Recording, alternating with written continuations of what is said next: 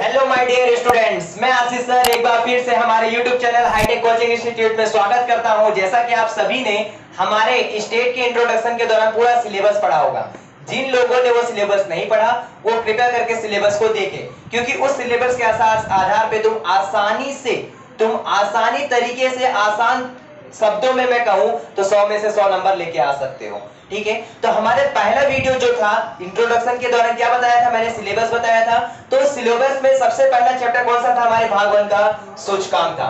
तो ये बच्चे सूचकांक में इतने कंफ्यूजन क्यों रहता है, तो सूचकांक सबसे पहले जानने के पहले मैं बता दूं सूचकांक है क्या।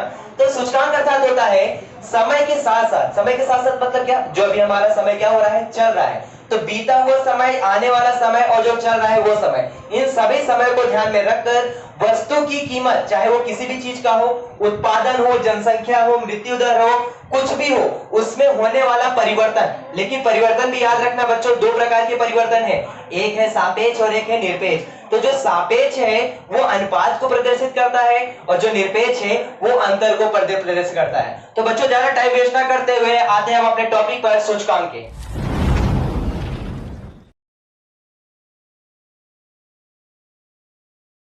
जैसे कि मैंने आप सभी को बताया था परिवर्तन के बारे में, तो परिवर्तन दो प्रकार के होते हैं, जिसमें मैंने पहला टॉपिक किसके बारे में बताया था, निरपेक्ष, और दूसरा कौन सा बताया था, सापेक्ष। तो सर ये निरपेक्ष और सापेक्ष होता क्या है, तो सर देखते हैं परिवर्तन के बारे में। जैसे मैंने लिखा यहाँ पे परिवर्तन, तो परिवर्तन मैंने कितने प्रकार का बोला, दो प्रकार का बोला। पहला कौन सा परिवर्तन बोला, निरपेक्ष। निरपेक्ष परिवर्तन, जिसको सरल शब्दों में मैं कहूं तो अंतर, सरल अगर शब्दों में कहूं तो उनकी संख्याओं के बीच में अंतर होता है। और दूसरा क्या बताया सर आपने, सापेक्ष परिवर्तन।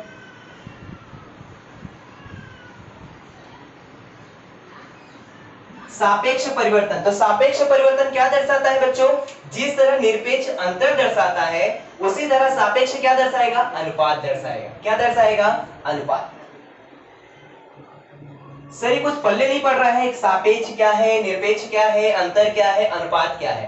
तो हमारा सूचकांक जो निर्भर करता है वो केवल और केवल किस पर निर्भर करता है, सापेक्ष पर निर्भर करता है। ठीक है, तो सापेक्ष का मतलब क्या, जो भी अनुपात, जैसे मैंने परिभाषा में क्या बताया, समय के साथ साथ मतलब जो आने वाला है, बीता हुआ है, जो चल रहा है, समय के साथ साथ वस्तुओं की कीमत में होने वाला, जनसंख्या में होने वाला, मृत्यु दर में होने वाला, जन्म दर में होने वाला इत्यादि, उत्पादन में होने वाला इत्यादि में होने वाला प्रतिशत परिवर्तन। और प्रतिशत परिवर्तन किस चीज में, अनुपात में। किस में, अनुपात में। तो इसलिए उसको कहा गया यहाँ पे, इसके आधार पर हम ये भी कह सकते हैं कि इत्यादि में होने वाला सापेक्ष प्रतिशत परिवर्तन को क्या कहा जाता है, सूचकांक कहा जाता है। तो सर ये तो समझ में आया, ये अंतर का परिवर्तन और अनुपात का परिवर्तन। सर इसको किसी एग्जाम्पल के थ्रू बताइए ना, इसको किसी एग्जाम्पल के थ्रू बताइए ना। तो बच्चों एक बार आसानी से मैं देखो बता रहा हूं, जैसे मैंने एक साइड मैंने लिखा वर्ष और एक साइड लिखा मैंने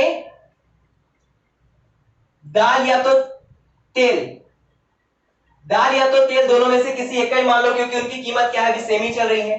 ठीक है, तो यहां पर हमने वर्ष लिखा, जैसे मान लो 2018 और यहां पे मैंने लिखा 2020। हमें पता है महंगाई बढ़ रही है, तो 2018 में हमारा क्या रहा होगा, कम रहा होगा, 2020 में हमारा क्या रहा होगा, ज्यादा रहा होगा। तो 2018 में जब मैंने तेल या दाल खरीदा था तो 100 रुपए किलो था, पर केजी था। ठीक है, और उसी तरह हमारा जैसे अभी 2020 में क्या चल रहा है, वैसे तो अभी 2020 में लॉकडाउन चल रहा है, लेकिन लॉकडाउन के चलते हमारा क्या है, उसकी कीमत में भी क्या हो गया है, परिवर्तन आ चुका है। तो यहां 100 से डायरेक्ट कितना हो गया, 120 रुपए पर केजी आ गया है।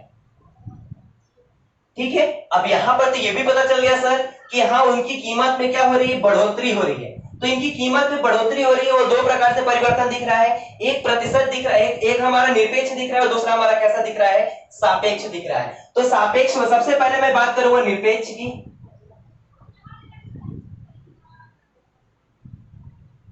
निरपेक्ष परिवर्तन, और दूसरा मैंने क्या बताया, सापेक्ष परिवर्तन। ठीक है बच्चों, तो यहां पे देखो निरपेक्ष परिवर्तन और सापेक्ष परिवर्तन के अंदर दोनों के बीच अंतर कैसे दर्शाते हैं, तो इसमें ध्यान देना, निरपेक्ष हो चाहे सापेक्ष हो, निरपेक्ष हो चाहे सापेक्ष हो, उसके अंदर परिवर्तन के अंदर हमें क्या ध्यान देना पड़ता है, जो हमारा करंट में चल रहा है, जो हमारा करंट में चल रहा है या फिर जो फ्यूचर में चलने वाला है उसके अनुमान को ही ज्ञात किया जाता है। तो कैसे पिछले चालू वर्ष को हम पिछले गत वर्ष के साथ या आधार वर्ष के साथ हम क्या करते हैं, कंपैरिजन करते हैं। तो यहाँ पे हमारा चालू वर्ष कौन सा है, 2020 है। हमेशा याद रखना है चालू वर्ष हमेशा क्या होता है, बाद वाला, मतलब जो बाद का ईयर होगा वो हमारा चालू वर्ष रहेगा। ठीक है, तो यहाँ पर हमारा बाद का ईयर कौन सा है, 2020 है। 2020 में मेरा तेल का और दाल की कीमत कितनी थी, 120 रुपए। तो मैं क्या करूंगा, यहाँ पे 120 लिखूंगा, माइनस अंतर की घटना है ना, अंतर मतलब क्या होता है, माइनस होता है। तो मैंने माइनस रखा और यहाँ पे चालू वर्ष के बाद में क्या लिखूंगा, आधार वर्ष। आधार वर्ष कौन सा है हमारा, आधार वर्ष का मूल्य कितना है, 100 रुपया। यहाँ मैंने 100 रख दिया, यानी हमारा कितना आ गया, 20 रुपए का हमारा क्या है, अंतर आया है। तो ये अंतर का परिवर्तन आ गया, यानी निरपेक्ष का परिवर्तन आ गया। ठीक है, तो सर सापेक्ष में कैसा होगा, सापेक्ष में क्या होगा, ध्यान देना। सापेक्ष मतलब मैंने यहाँ पे लिखा भी है अनुपात का, क्या लिखा, अनुपात का। तो अनुपात में कैसा होगा, चालू वर्ष का मूल्य, चालू वर्ष का मूल्य, मात्रा, जन्म दर, मृत्यु दर, कुछ भी हो, आधार वर्ष के मूल्य, आधार वर्ष में जो कुछ भी होगा, मूल्य होगा, मात्रा होगा, उत्पादन होगा, जो कुछ भी होगा उसको रख सकते हैं। यहाँ पे तो हमारा मूल्य है तो हम मूल्य को रखेंगे। यहाँ मूल्य में जैसे मैंने रखा, कितना है हमारा चालू वर्ष का, 120 है। अब बट्टे में मैंने कितना रख दिया, उसका कितना है, 100 रुपए है, यानी कितना आ गया, 120 है तो 1.2 आ गया, 1.2 आ गया, मतलब 1.2 का उसमें क्या हो रहा है, वृद्धि हो रहा है। ठीक है, तो ये तो हुआ परिवर्तन। लेकिन ये परिवर्तन का इससे क्या लेना देना है, सूचकांक से क्या लेना देना है, तो ये मैं बताऊंगा। जैसे इसमें कहा दिया गया कि रुपए में इसके अंदर 20 रुपए का परिवर्तन आया है। ठीक है, निरपेक्ष के अनुसार 20 रुपए का परिवर्तन आया है, लेकिन सापेक्ष के अनुसार क्या आया है कि 1.2 के अनुपात में 1 का परिवर्तन आया। मतलब देखो, एक यहां पर भी है, एक यहां पर भी है, यानी 0.2% का क्या हुआ है, वृद्धि आई है। तो इसको निकालेंगे कैसे, सूचकांक के आधार पे।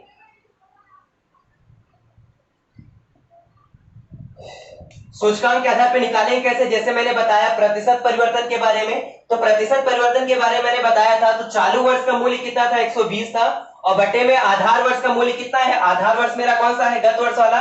यहां मैंने 100 रख दिया और गुणे क्या कर दिया, 100 कर दिया, क्योंकि प्रतिशत में दर्शा रहा है तो 100 से गुणा करना जरूरी है। तो हम क्या करेंगे, यहां से 2 जीरो से 2 जीरो कट गया, यानी 120% का क्या हुआ, उसका सूचकांक में वृद्धि हुआ। मतलब 2018 की तुलना में 2020 का मूल्य कितना परसेंट हुआ है, 120% हुआ। और वृद्धि कमी कैसे दर्शाएंगे, परिवर्तन कैसे दर्शाएंगे, ये मैं बताने जा रहा हूं। तो परिवर्तन कैसे दर्शाएंगे, हमारा पिछले साल कितनी कीमत था, 100 की कीमत था, तो 100 की कीमत का हमारा सूचकांक भी क्या होगा, 100 ही होगा। तो यहां मैं लिखूंगा 120 माइनस 100, यानी 20% की उसकी कीमत में क्या हुई है, वृद्धि हुई है। तो बच्चों ये था हमारे सूचकांक के अंदर परिवर्तन का टॉपिक। तो परिवर्तन के टॉपिक के आगे का क्या है, वो सूचकांक है। सूचकांक का मैं अभी आपको पूरे सूत्र के साथ पूरा विस्तार बताता हूं, कैसे विस्तार का सूचकांक का सूत्र बता। बच्चों मैं सूचकांक के बारे में बता रहा था, जिसमें निरपेक्ष और सापेक्ष के बारे में किया गया था। तो बच्चों ये यहाँ पे सूचकांक का लेना देना सापेक्ष से है कि निरपेक्ष से है, तो बच्चों सापेक्ष है, क्योंकि सापेक्ष क्या दर्शाता है, अनुपात दर्शाता है, और उसी अनुपात के आधार पर हमें क्या निकालना है, प्रतिशत निकालना है। तो बच्चों आते हैं अपने वीडियो की ओर। यहां पे जैसे सूचकांक की मैं बात किया, तो सूचकांक का बच्चों सूत्र क्या होता है, तो सूचकांक का सूत्र सर आपने बताया था, समय के क्या बोल रहे थे, समय के साथ साथ उसके कीमत में, उसके उत्पादन में, उसके जन्म दर में, उसके मृत्यु दर में होने वाला प्रतिशत परिवर्तन ही क्या बताया था सर आपने, सूचकांक बताया था। बहुत आसान परिभाषा लगा था। तो उसके आधार पर से सूत्र कैसे बनाते हैं, तो वो मैं बता रहा हूं, ध्यान दो। जैसे यहाँ सूचकांक बराबर क्या हुआ, ध्यान देना। सूचकांक अर्थात सूचकांक बराबर चालू वर्ष के मूल्य या फिर मात्रा। ठीक है, अब यहां ऑब्लिक करके या तो मूल्य होगा या तो मात्रा होगा, वो दोनों को कैसे दर्शाते हैं मैं बताऊंगा अभी आगे देखेंगे। यहां पे आधार वर्ष बट्टे में आधार वर्ष के मूल्य वह क्या हो जाएगा, मात्रा। और जैसे कि मैंने बताया था सूचकांक की परिभाषा में प्रतिशत दर्शाना पड़ता है, क्योंकि सूचकांक का आंसर किस में आता है, प्रतिशत में आता है। तो प्रतिशत में बच्चों क्या करना पड़ता है, हमें गुणे 100 से करना पड़ता है। तो यहां पर भी गुणा 100 कर दिया। अगर मैं यहां पे 100 नहीं करता तो ये हमारा सूत्र किसका बनता है, सापेक्ष परिवर्तन का। और हमने गुणा कर दिया 100 से, मतलब ये क्या बन गया, सूचकांक बन गया। तो सर ये सब तो क्लियर हो गया। ये चालू वर्ष का मूल्य तो ठीक लग रहा है, मतलब वो चालू वर्ष का जो भी मूल्य मात्रा होगा तो वो आपने बता दिया। लेकिन सर ये आधार वर्ष क्या है? आधार वर्ष क्या है? तो सबसे पहले मैं इसको बताने से पहले कुछ और बताना चाहूंगा कि यहां मूल्य जो होता है ना बच्चों, मूल्य को P से दर्शाते हैं और मात्रा को Q से दर्शाते हैं। ये बताना मेरा सबसे पहला जरूरी है, कर्तव्य है, क्योंकि जब तक ये नहीं तो कुछ नहीं सूचकांक में, याद रखना। तो लेकिन सर ये चालू वर्ष का मूल्य, आधार वर्ष का मूल्य, तो बच्चों ये भी याद रखना ये चालू वर्ष का मूल्य और गत वर्ष का मूल्य। और बच्चों कंफ्यूजन मत रहना कि सर ने बता दिया चालू वर्ष का मूल्य एक साइड होगा तो एक गत वर्ष का मात्रा होगा, ऐसा नहीं होगा। एक साइड मूल्य मूल्य होगा तो दूसरे साइड मात्रा मात्रा ही होगी। ठीक है, तो यहाँ पे चालू वर्ष का मूल्य जैसे मैं आई बराबर बताऊं, सूचकांक को दर्शाते हैं आई से, ये मैं बताना भूल गया था तो बता रहा हूं। सूचकांक को दर्शाते किससे हैं? आई से हैं। अब यहां सूचकांक के सूत्र में P1 बटे में P0 इंटू 100, ठीक है। उसी तरह दूसरे में ये तो मूल्य के आधार पे हुआ, अब मात्रा के आधार पे Q1 अपॉन में Q0 गुणे 100, ठीक है। ये भी सर क्लियर हो गया, ये भी क्लियर हो गया। लेकिन सर ये 1 2 1 0 1 0 ये है क्या? तो बच्चों मैं बताऊं, जो P1 होता है वो चालू वर्ष का मूल्य होता है। मूल्य क्यों होता है? क्योंकि ये P है। और P0 क्या होता है? तो P0 की मैं बात करूं तो ये होता है आधार वर्ष का मूल्य, ठीक है सर। मूल्य भी पता चल गया, यानी P1 और P0 के बारे में पता चल गया। तो सर ये Q क्या दर्शाता है? Q को मैंने बताया मात्रा दर्शाता है। तो जैसे मैं बताऊं यहाँ पे Q1 की बात करूं तो Q1 1 मतलब रहेगा तो याद रखना वो चालू रहेगा। तो चालू वर्ष की मात्रा, और उसी तरह अगर मैं Q0 लिख दूं तो क्या हो जाएगा? आधार वर्ष की मात्रा। सर यहां तक तो एकदम 100% शेयर हो गया सर, एकदम कंप्लीट हो गया, कोई कंफ्यूजन ही नहीं है। लेकिन सर इसको कैसे करेंगे? हमें चालू वर्ष का तो समझ में आ रहा है, लेकिन आधार वर्ष क्या है नहीं पता चल रहा है। तो बच्चों आधार वर्ष को दो भागों में बांटा गया है, तो वो दो भाग क्या क्या है वो मैं तुम्हें समझा दूं। आई होप शायद इसके अंदर हो जाए। देखो जैसे सबसे पहले मैं बताया आधार वर्ष,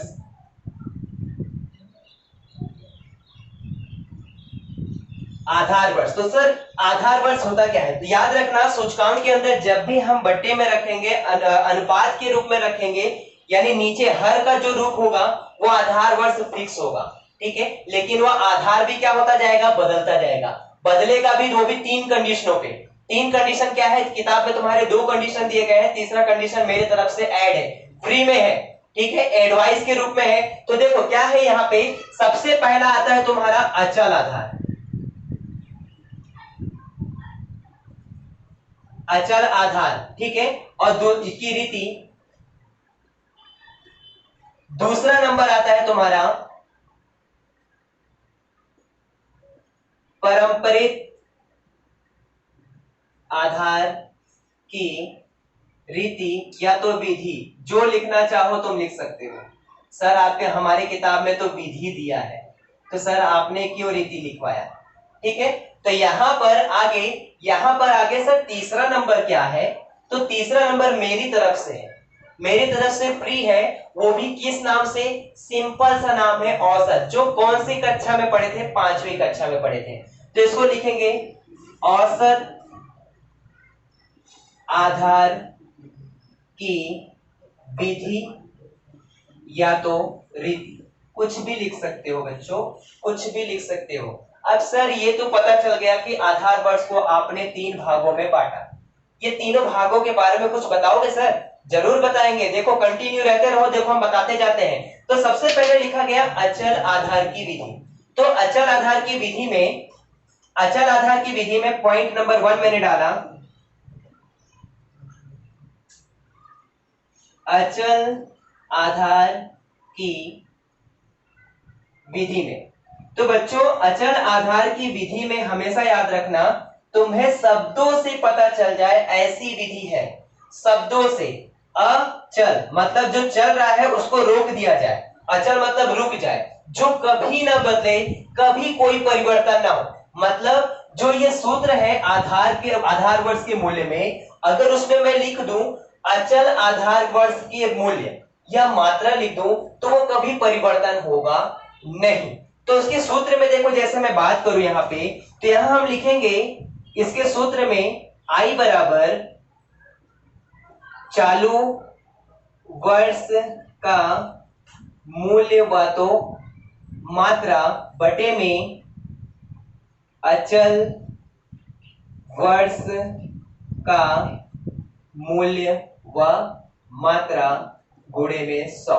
अब यहाँ पे जो अचल है वो कभी परिवर्तन नहीं करेगा, वो कभी परिवर्तन नहीं करेगा। सर अभी भी क्लियर नहीं हो रहा है, जब तक आप एग्जाम्पल नहीं बताओगे तब तक हमें क्लियर नहीं होगा। तो मैं बच्चों एग्जाम्पल भी बताऊंगा आपको, पहले सारे सूत्र पढ़ लेते हैं उसके बाद हम बताएंगे, ठीक है। तो देखो इसके आगे इसको मैं मिटा सकता हूं, मिटा देते हैं। पहले इसकी पूरी जानकारी ले लें, फिर उसके बाद एग्जाम्पल के साथ या सवाल के साथ हम आगे बढ़ेंगे, ठीक है। तो यहां पर जैसे मैं बात कर रहा था, अचल आधार की विधि में चालू वर्ष का मूल्य व मात्रा बटे में अचल वर्ष का मूल्य व मात्रा, तो यह आधार वर्ष की बात किया है। अचल वर्ष का आधार का मूल्य व मात्रा। अब यहां पर मैं बात कर रहा हूं पारंपरिक का, पारंपरिक आधार की रीति या तो विधि, ठीक है। अब यहां से कि हम करेंगे पारंपरिक आधार की विधि से सूचकांक निकालने के लिए, तो यहां पर आई, जैसे हमें पता है कि सूचकांक को किससे दर्शाते हैं, आई से, तो आई का इसके अंदर सूत्र क्या हो जाएगा, ऊपर वाला तो सेम रहेगा, चालू वर्ष का मूल्य या तो मात्रा और बटे में क्या हो जाएगा, गत वर्ष का मूल्य या तो मात्रा, ठीक है, और गुणे कितने हो जाएगा 100। तो यहां पर भी सेम ही हमें रखना है, यहां पर भी हमें सेम ही रखना है। I बराबर क्या होगा, P1 अपॉन में P0 इंटू 100, ठीक है। दोनों के लिए हमारा सेम वही है, बस यहाँ पे कंटेंट में हमें अपॉन में यानी बट्टे में हमारा यहाँ पे गत वर्ष हो जाएगा और यहाँ पे हमारा क्या हो जाएगा, अचल आधार, जो कि बदलेगा नहीं, और यहाँ पर ये क्या हो जाएगा, बदल जाएगा, ठीक है। तो इसके आगे जो तीसरा मेथड था वो औसत था। मैंने तीसरा मेथड किसका बताया था, औसत आधार की विधि। औसत आधार की विधि, औसत आधार की विधि में हमारा क्या कंटेंट था, तो ध्यान देना, यहां पर भी सेम सूचकांक को हम आई से दर्शाएंगे, सूचकांक को हम क्या दर्शाएंगे, आई से दर्शाएंगे, और आई के बाद यहां पर हम क्या लिखेंगे, चालू वर्ष का मूल्य या तो मात्रा अपॉन में क्या हो जाएगा, जैसे यहां पे हमारा था अचल आधार वर्ष का मूल्य मात्रा, यहां पे था गत वर्ष का मूल्य मात्रा, और यहां लिखेंगे औसत वर्ष के मूल्य व क्या हो जाएगा, मात्रा, और गुणे कितना हो जाएगा 100, ठीक है। तो एक बार मैं वापस पूरे सूत्र का तुम्हारा रिवीजन करवा देता हूं, एक बार रिपीट कर देता हूं क्या था। तो सबसे पहले मैंने बताया सूचकांक के लिए पहला टॉपिक है तुम्हारा सूचकांक का, जो आधार वर्ष के आधार पे, किसके आधार पे है, आधार वर्ष के आधार पे। जैसे हमारा सूचकांक का सूत्र क्या है, चालू वर्ष का मूल्य मात्रा अपॉन में आधार वर्ष का मूल्य मात्रा गुणे में 100, ठीक है। तो ये आधार वर्ष को कितने भागों में बांटा गया है, तीन भागों में बांटा गया है। तो पहला भाग क्या था, अचल आधार की रीति। अचल आधार मतलब क्या, जो कभी रुके ना, मतलब सब अचल ही रहे, यानी सेम चीज कभी ना बदले, कभी ना बदले, कभी ना बदले, वो इसे क्या कहेगा, अचल आधार कहेगा, ठीक है। जब कभी ना बदले उसे हम क्या कहेंगे, अचल आधार कहेंगे। तो इस मेथड के अंदर हमारा आधार वर्ष होगा वो कभी बदलेगा नहीं, जिसका सूत्र मैंने बताया था अचल आधार की विधि से, आई बराबर चालू वर्ष का मूल्य या मात्रा अपॉन में अचल आधार वर्ष का मूल्य मात्रा गुणे 100। और सेकेंड वाला मैंने बताया था पारंपरिक। तो पारंपरिक वाला मतलब क्या है, इसका गत वर्ष हमेशा क्या होता जाएगा, बदलता रहे, यानी आधार वर्ष हमेशा क्या होता जाएगा, बदलता रहे, हमेशा बदलता रहे, ठीक है। इसको पारंपरिक को हम क्या कह सकते हैं, इसका आधार वर्ष हमेशा क्या होता रहता है, बदलता रहता है, इसलिए इसके बटे में क्या जाता है, गत वर्ष आ जाता है। गत वर्ष मतलब एक स्टेप वाला, ऊपर वाला, ठीक है। और लास्ट वाला हमने क्या रखा था, औसत आधार की विधि से, औसत आधार की विधि से हमारा सूचकांक निकालना था। तो आई बराबर चालू वर्ष का मूल्य व मात्रा बटे में औसत वर्ष का मूल्य व मात्रा गुणे में 100। यहां पे बस डिफरेंस इतना था कि जैसे हमारा अचल, इसको मैं कह सकता हूं ये जो औसत आधार की विधि है, औसत आधार की विधि है, इसको मैं इसके साथ कंपैरिजन कर सकता हूं अचल आधार के आधार पे। क्यों सर? क्योंकि इसमें ये भी नहीं बदलेगा और ये भी हमारा पहला वाला भी नहीं बदलेगा। तो इसको भी हम लिख सकते हैं कभी ना बदले, कभी ना बदले ऐसा मेथड। ठीक है, मतलब इसका भी आधार वर्ष कभी बदलेगा नहीं। सर ये तो सूत्र समझ में आ गया सर, इसके आधार पर आप सवाल बता दीजिए, अपने आप सब कुछ क्लियर हो जाएगा। तो देखो आगे के सवाल ने क्या किया था, सूत्र के आधार पे हमने सारा पढ़ चुके हैं। तो सारा पढ़ने के बाद अब अगर हम एक सवाल कर ले तो कितना बेटर होगा। उसके आधार पे हमारे सामने जितने भी क्वेश्चन होगा आंख बंद करके तुम कर सकते हो, बगैर कोई डोडोल झिझक के तुम कर सकते हो। तो देखो तुम्हारे सामने सवाल मैंने रखा है कि एक शहर के कारखाने में कार्यरत कारीगरों के समूह का वर्ष 2008 से लेकर 2015 तक के औसत वेतन विषयक सूचना निम्नानुसार है। जो तुम्हारे सामने दे दिया गया है वर्ष 2008 से लेके 2015 तक हमारे सामने है, उसके सामने हमारा औसत वेतन भी दे दिया गया है। अब इसमें पहला कॉल रखा गया उस पर से वर्ष 2008 को आधार वर्ष देना है। आधार वर्ष जब भी दिख जाए, याद रखना, आधार वर्ष जब भी रखने के लिए बोल दिया जाए किसी वर्ष को, तो वो हमारा मेथड हो जाता है अचल आधार की विधि। कौन सा मेथड हो जाता है? अचल आधार की विधि।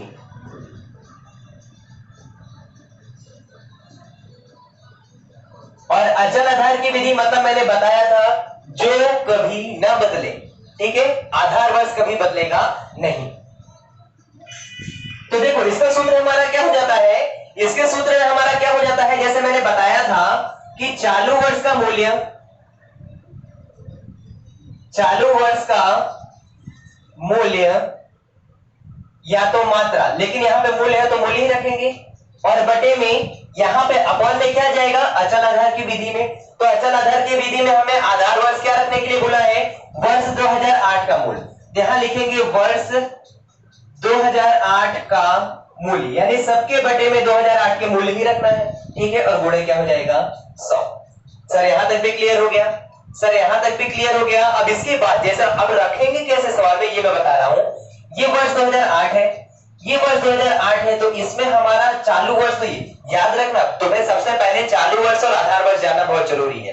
ठीक है, तो जो हमारा साल चलता रहेगा चलता रहेगा चलता रहेगा वो हमारा चालू रहेगा, और जो बीतता जाएगा बीतता जाएगा बीतता जाएगा वो क्या रहेगा, आधार वर्ष या गत वर्ष या अचल आधार कहलाएगा। ठीक है, तो यहां पर हमारा जैसे वर्ष 2008 है तो 2000 जब 8 चल रहा था तब ये हमारा क्या रहा होगा, चालू वर्ष रहा होगा। तो चालू वर्ष 275 मैंने लिखा, और आधार वर्ष रखने के लिए क्या बोला है, 2008 के मूल्य को रखने को बोला है। तो 2008 का मूल्य कितना है 275, और इंटू क्या करना है 100। ठीक है, यहां तक भी क्लियर है। उसके बाद पहले मैं लिख देता हूं, उसके बाद मैं तुम्हें कैसे पे एक आसान तरीका बताऊंगा जिसके चलते सामान्य सूचकांक भी निकल जाए। ठीक है, तो पहले मैं लिख देता हूं। यहां पे अब हमारा चालू वर्ष क्या हो गया 289 284, अपॉन में क्या जाएगा 2008 को आधार वर्ष माना है तो 275 इंटू 100। ठीक है, यहां पर भी 289 अपॉन में क्या जाएगा 2008 को, मतलब सबके बट्टे में किसको रखना है, 2008 के वर्ष के मूल्य को रखना है। तो यहां मैंने लिखा 275 गुणे 100। फिर नीचे वाला कितना आ गया 293, तो 293 की अपॉन में क्या जाएगा 275 इंटू क्या जाएगा 100। फिर उसके नीचे वाले में कितना है 297, 297 के अपॉन में क्या जाएगा 275 इंटू क्या आ गया 100, और यहां पर क्या आ गया 313, 313 के अपॉन में कितना आ जाएगा 275 इंटू क्या आ गया 100, और इसके बाद वाले में 328 बटे में 275 गुणे 100, और इसके बाद 345 बटे में 275 गुणे 100। ठीक है, यानी एक चीज तो कॉमन इसमें देखी कि इसका जो बट्टे में रखा गया है सभी के अंदर सेम है, और सभी के अंदर सेम है से ये क्या कहला गया, अचल आधार की विधि। पहला टॉपिक वाला तो हमारा क्वेश्चन यही था। पहले नंबर में क्वेश्चन हमें क्या बोला था, वर्ष 2008 को हमें क्या रखना था, आधार वर्ष मानना था। तो वर्ष 2008 को हमने आधार वर्ष मान के सूचकांक का मैंने सूत्र रख दिया है कि चालू वर्ष का मूल्य बटे में, वैसे तो सर सूत्र आपने क्या लिखा था, अचल आधार वर्ष का मूल्य। और अचल आधार मतलब हमारा क्या है, वर्ष 2008 है, इसलिए मैंने उसमें क्या लिखा, वर्ष 2008 को रखा। ठीक है, तो सबसे पहले इसको कैलसी पे हम करते हैं। तो कैलसी में देखो सबसे पहले हमारा क्या है, 275 अपॉन में 275 इंटू 100, यानी कितना आ जाएगा, इसमें 100 आ जाएगा। यहां तक भी सर हो गया। इसके बाद कैलसी पे देखो, तुम्हें एक मैं बात बता दूं, तुम्हें अभी हमें एसी का बटन नहीं दबाना है। कैलसी के उपयोग में हमें एसी का उपयोग नहीं करना है, ताकि हम जितना भी हम लिखेंगे उसका हम औसत भी निकाल पाए। ठीक है, तो अभी जितना तुम्हें कैलसी पे एसी एक बार दबाना है तो दबा लो, दोबारा दबाने की जरूरत ना पड़े। तो सबसे पहले मैंने किया कैलसी पे 275 बटे में 275 गुणे 100 किया तो 100 आ गया। और सेकंड पे मैंने कितना किया, 284 बटे में 275 गुणे 100 किया तो कितना आया बच्चों, 103.28। हाँ बच्चों, 103.28 हमारा आ गया। ये भी हमारा समझ में आ गया सर। उसके बाद वाले में क्या लिखा गया है, 289 अपॉन में 275 और इंटू 100। तो बच्चों तुम्हें 100 नहीं करना है, खाली परसेंटेज दबाओ, अपने आप आंसर आएगा। तो हमने 289 बटे में 275 रखा, तो हमारा आंसर आया है 105.09। इसके बाद हमारे पास है 293 बटे में कितना है, 275, परसेंटेज दबा दो, अपने आप तुम्हारे सामने है। तो 106.54, 106.54 या 5 रख सकते हो, क्योंकि इसके आगे एक संख्या अधिक है, 5 या 5 से अधिक होती है तो एक संख्या हम क्या कर सकते हैं, बढ़ा सकते हैं। इसके बाद वाले में लिखा गया है 297 अपॉन में 275 इंटू 100 किए हैं, परसेंटेज दबाया तो हमारा आंसर कितना है, 108। यहां हमने रखा 108, ये भी क्लियर हो गया। इसके बाद हमारे सामने क्या लिखा गया है, 313 बटे में 275 किया और परसेंटेज दबाया तो हमारा आंसर आया है 113.32, यानी हमारा इसका आंसर कितना आया है, 113.32। इसके बाद आगे वाले स्टेप में क्या किया गया है, 328 बटे में 275 है, तो 328 बटे में 275 है बराबर कितना आ गया, 119.28, 119.28। तो कोई कंफ्यूजन नहीं है, आगे बढ़ते रहो, आगे बढ़ते चलेंगे, हमारा आंसर भी अपने आप क्या होता जाएगा, आता जाएगा। तो इसके बाद आगे 345 बटे में 275 है, तो 345 बटे में 275, उसके बाद परसेंटेज दबाओगे तो आएगा कितना, 125.46। यहां तक तो क्लियर हो गया सर। इसके बाद हम कुछ सामान्य सूचकांक के बारे में बता रहे थे, तो ये सामान्य सूचकांक है क्या, तो सामान्य सूचकांक मैं बता दूं,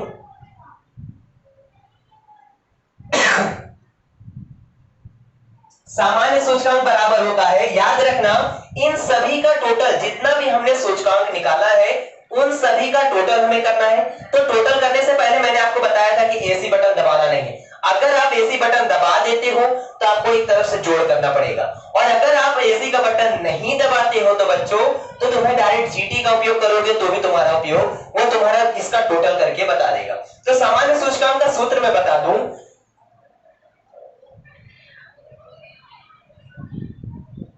कुल सूचकांक बटे में कुल वर्ष। ठीक है, कुल सूचकांक बटे में क्या आ जाएगा, कुल वर्ष। तो हमने इस सभी का क्या किया है, टोटल किया, जीटी का उपयोग किया। तो जीटी के उपयोग करने से हमारा कितना आ गया, 781 दशमलव कितना आया बच्चों, 781 दशमलव कितना आया है, 1445, और इसमें बटे में कितना आएगा, कुल वर्ष। कुल वर्ष हमारे पास कितना है, 1 2 3 4 5 6 7 8, तो बटे में हम कितना रख देंगे, 8। बटे में हम कितना रख देंगे, 8, गलत है, 881। भाई तू आना, यहाँ पे दिखी नहीं। तो जैसे हमने बताया कि यहां तक हमारा स्टेप हो चुका है। इसके बाद आपको सामान्य सूचकांक के बारे में बता रहे थे। तो बच्चों सामान्य सूचकांक है क्या, तो सामान्य सूचकांक देखो मैं बता रहा हूं, सामान्य सूचकांक,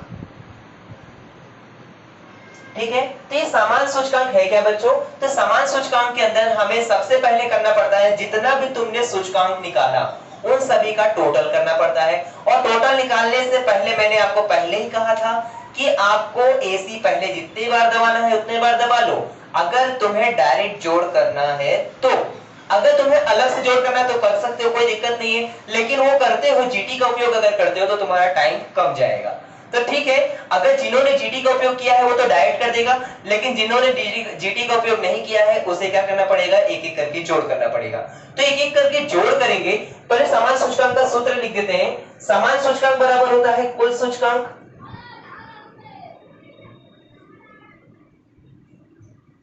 कुल सूचकांक और बट्टे में क्या आ जाएगा, कुल वर्ष। ठीक है, तो कुल सूचकांक बच्चों है क्या, तो कुल सूचकांक के अंदर देखो, कुल सूचकांक मतलब इन सभी का टोटल, तो इन सभी का टोटल हमने किया तो कितना आ गया बच्चों, 881.48 और बट्टे में कुल वर्ष है, तो कुल वर्ष हमारे पास कितना है, 1 2 3 4 5 6 7 8, तो बट्टे में हमने कितना रख दिया, 8 रख दिया। सर यहां तक भी हो गया। इसके आगे क्या करना है, इसके आगे हमें इसका भाग करना है, तो भाग करने पे कितना आ गया, 110 कितना आ गया, 19 आ गया।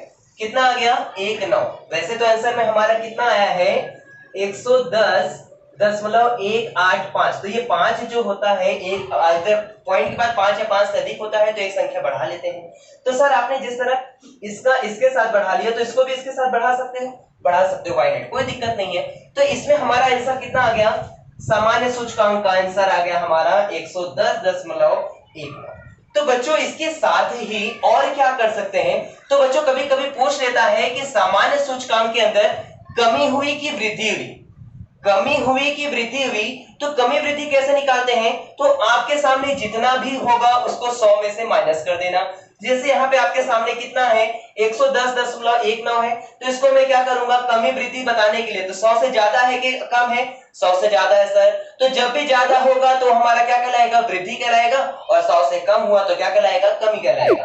तो यहाँ पे हम बता सकते हैं 110.19 माइनस 100 बराबर कितना आ जाएगा, 10.19।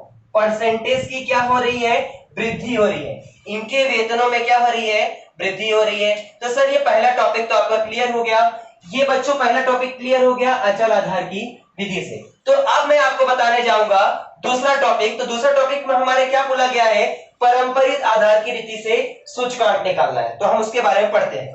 तो जैसे हमारा सेकंड टॉपिक, पहला टॉपिक तो हमने देख ही लिया, आप वीडियो देख ही रहे हो, सेकंड टॉपिक के लिए भी रेडी हो चुके हो। तो सेकंड टॉपिक हमारा किसका था, परंपरित आधार की रीति से सूचकांक निकालना। तो मैंने यहाँ पे कॉलम सेम वही है, सब कुछ वही है, सूत्र थोड़ा सा डिफरेंस हो जाएगा। सूत्र थोड़ा सा डिफरेंस में क्या होगा, जैसे मैं यहां लिखूं परंपरित की रीति या विधि से सूचकांक,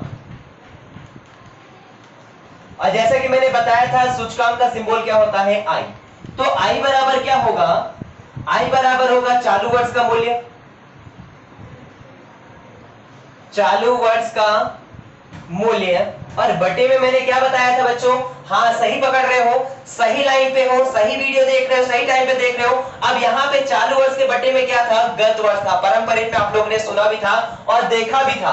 तो यहाँ पे हम क्या लिखेंगे, गत वर्ष, गत वर्ष का मूल्य, और गुणे कितना था, 100 था, गुणे कितना था, 100 था। तो इसके बाद आगे क्या आपने सर बताया था, कुछ परंपरित में गत वर्ष हमेशा क्या होता है, बदलता रहता है। जैसे अचल आधार में नहीं बदल रहा था, तो परंपरित में क्या होता जाएगा, बदलता जाएगा, यानी आधार वर्ष कैसा होगा,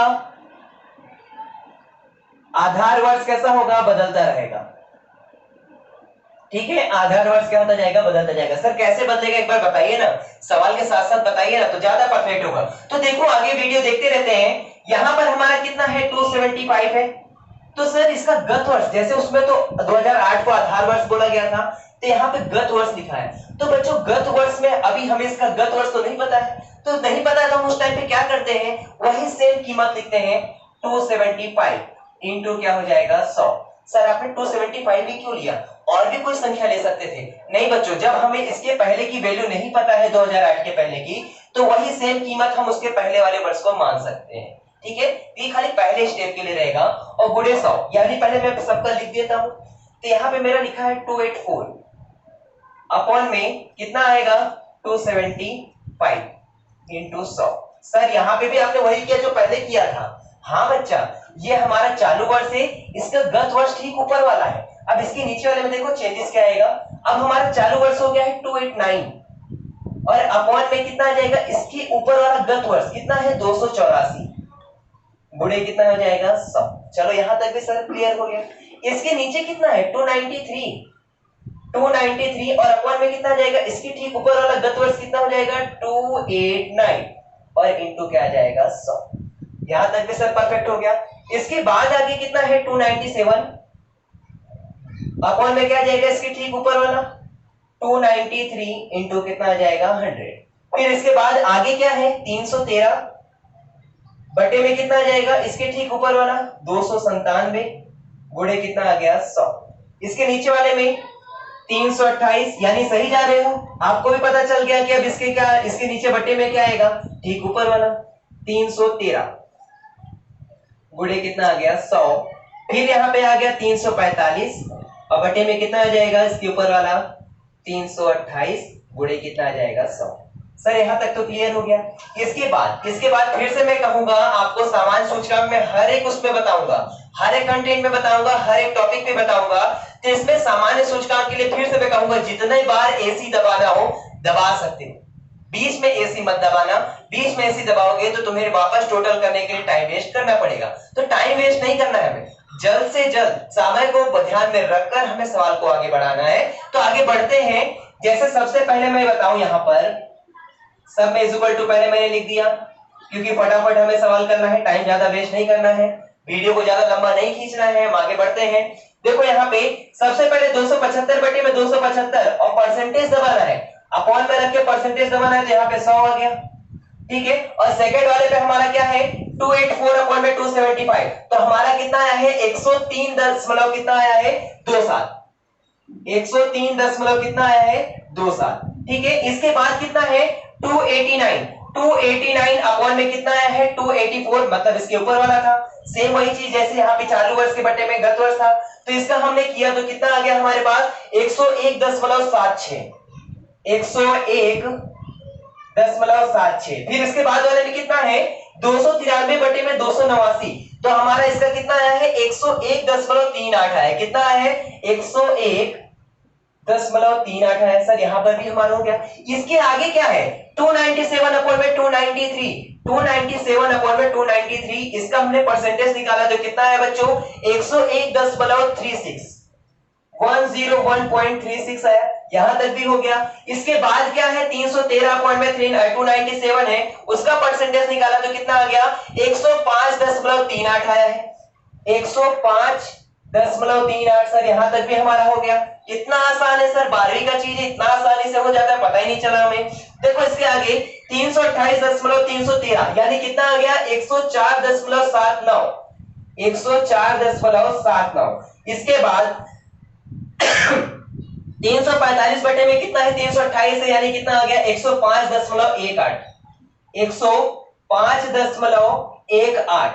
यहां तक भी हमारा पूरा क्या हो गया, क्लियर हो गया। अगर आप लोगों ने टोटल अगर एसी बार बार दबाया होगा, फिर से टोटल मारने जाओगे और फिर से टोटल मारने जाओगे, मतलब तुम्हारा टाइम क्या होगा, वेस्ट होगा। तो टाइम वेस्ट अभी नहीं करना है, हमें और भी आगे निकालना है। आगे हमारा क्या था सामान्य सूचकांक।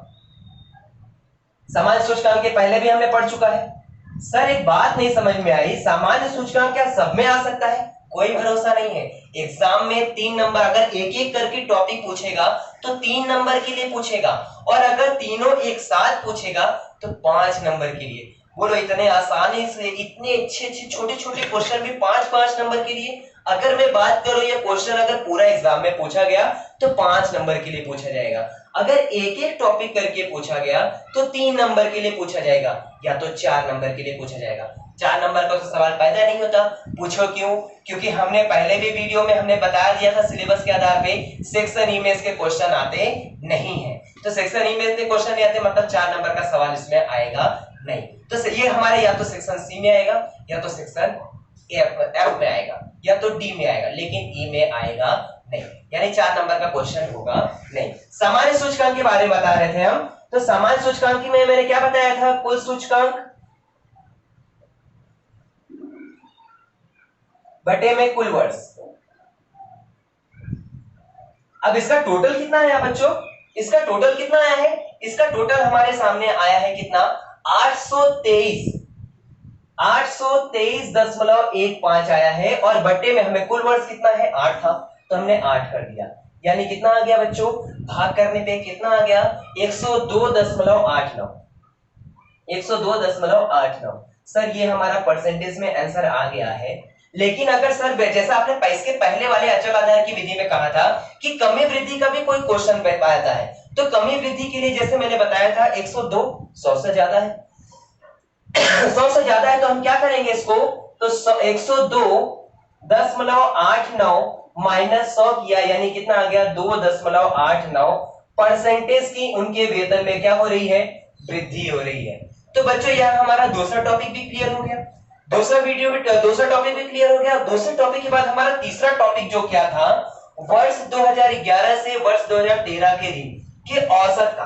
अब यहाँ पे औसत वाला भी आ गया, मतलब तीनों मेथड एक सवाल में कंप्लीट। यानी हमारा इसके साथ सोचो, पहला टॉपिक भी इसके पहले बताया, दूसरा टॉपिक भी बता दिया, तीसरा टॉपिक पे देखो और आसान तरीके से बताऊंगा जिसमें आधार वर्ष नहीं बदलेगा। के अंदर तीसरे टॉपिक में कहा वर्ष 2011 से वर्ष 2013, वर्ष 2011 से लेके वर्ष 2013 का क्या निकालना है? औसत निकालना है। यानी अब हमारा आधार वर्ष फिर से ऐसा आ गया जो बदलेगा नहीं, लेकिन वो किसके आधार पे? औसत के आधार पे औसत वेतन निकालना है। तो 2011 से लेके 2013 का हमें पहले उनके मूल्य का औसत निकाल लेते हैं।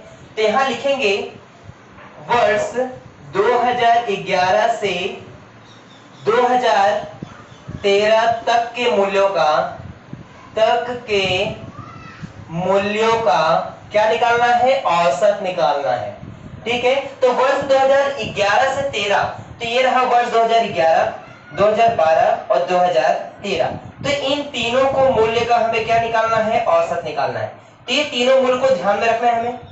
तो इन तीनों का मूल्य कितना है? 293, 297 और 313।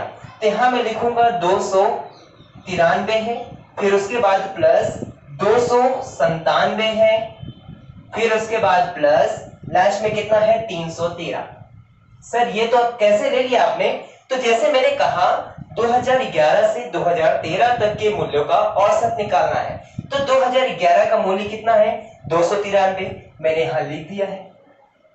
फिर उसके बाद 2012 का कितना है? 297 और 2013 का कितना है? 313।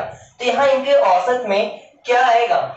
1 2 3 वर्ष है, तो बट्टे में कितना रख देंगे? 3। इसका टोटल हमने किया तो इसके टोटल में हमारे सामने कितना आ गया है? 903। तो यहां हमने लिखा 903 और बट्टे में 3 है, तो मैंने 3 रख दिया, यानी कितना आ गया? 301। यानी हमें सबके बट्टे में कितना रखना है? 301। यानी हमारा औसत, हमारा आधार वर्ष क्या रहेगा? 301। मतलब सबके बट्टे में हमारा क्या आ जाएगा? 301। जैसे अब तक हमने क्या किया था? 2008 को आधार वर्ष माना था, उसके बाद में पारंपरिक में सबगत वर्ष बदला था, अब औसत वाले में सबके बट्टे में कितना आ जाएगा? 301 आ जाएगा। सर इतना आसान हो सकता है? क्यों नहीं हो सकता? जैसे जैसे कंडीशन कहेगा उसके आधार पे हमें करते जाना है, अपने आप होता जाएगा। तो देखो टाइम वेस्ट नहीं करूंगा, आगे टॉपिक पे बढ़ता हूं। जैसे पहला मूल्य कितना है? 275 बटे में आधार वर्ष। इसका सूत्र तो मैंने लिखा ही नहीं, सूत्र लिखिए सर। तो औसत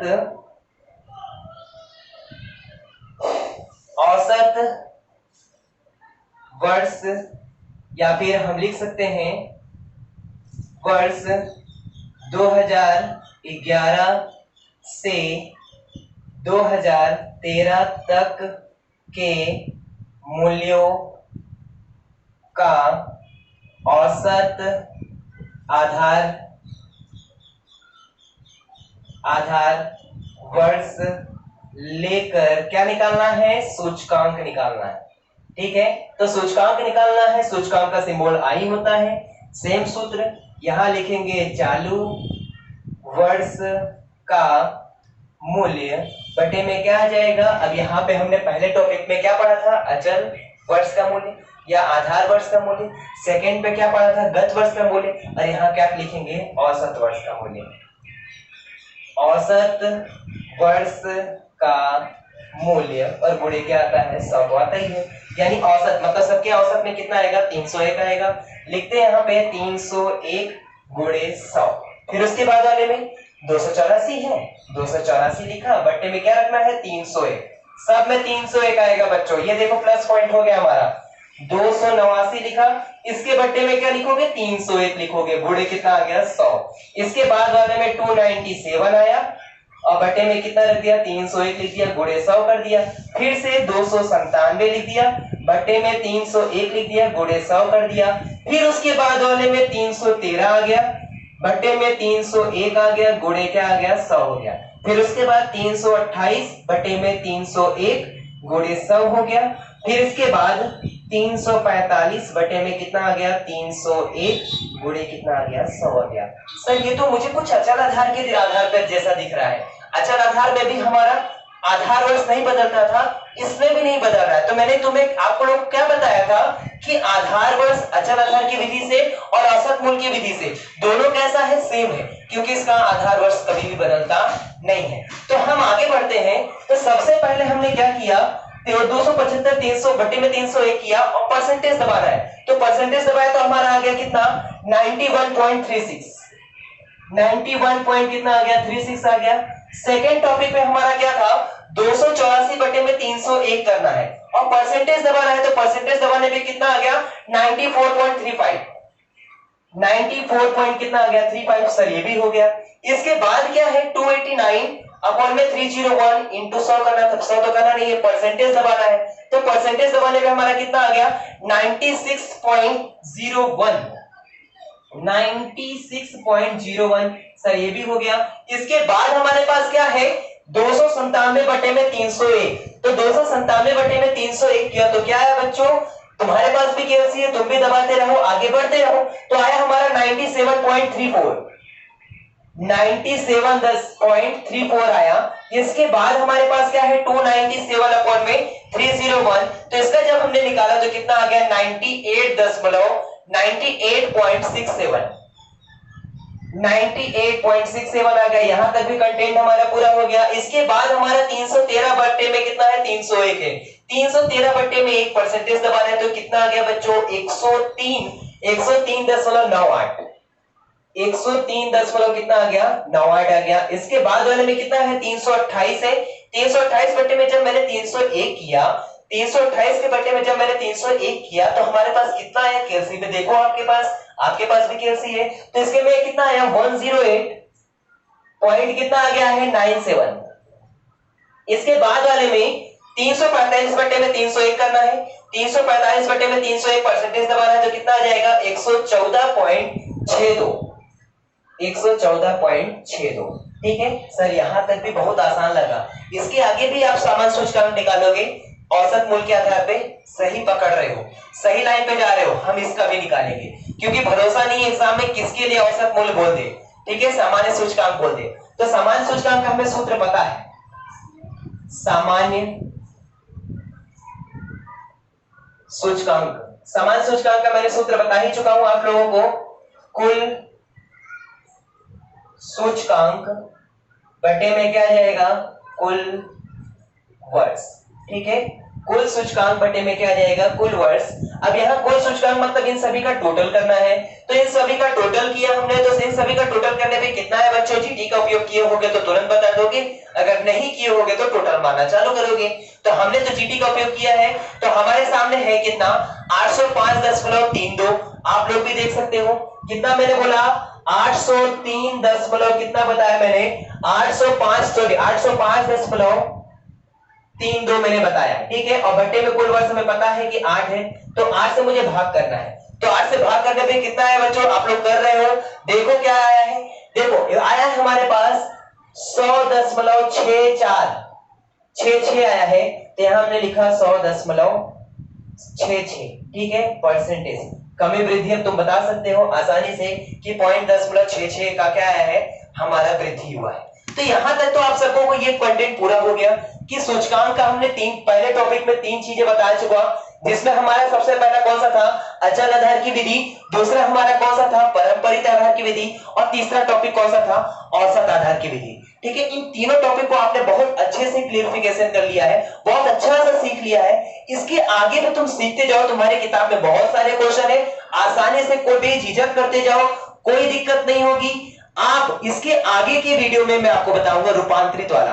तो रूपांतरित वाले के लिए आप वेट करना, मैं 1-2 दिन के अंदर ही उसका भी वीडियो बना देंगे, आपके सामने रख देंगे। अगर आपको हमारा ये चैनल के अंदर ये टॉपिक अगर पसंद आया हो तो इसको लाइक कीजिए, ज्यादा से ज्यादा शेयर कीजिए, कमेंट बॉक्स में अपने तकलीफ हो, कोई प्रॉब्लम हो इससे रिलेटेड तो आप कमेंट भी कीजिए और ज्यादा से ज्यादा सब्सक्राइब कीजिए। जय हिंद।